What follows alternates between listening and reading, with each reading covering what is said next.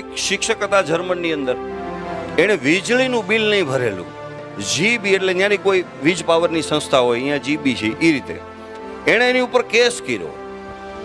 અને પછી એ શિક્ષકને કોર્ટમાં બોલાવવામાં આવ્યા અને જજ સાહેબે કીધું કે શું કામ તમે બિલ નથી ભર્યું? તો કે એમાં એવું છે, મારો ઈરાદો એવો નથી. રવિવારે મારે રજા હોય ને વીજ કંપની રવિવારે બંધ હોય, અને રજા હોય એ દિવસે પણ એવા વિદ્યાર્થીઓને હું ભણાવું છું કે જે ફી નથી ભરી શકતા, માટે હું બિલ નથી ભરી શકું. જજ સાહેબે કીધું આટલી ગંભીર સમસ્યા.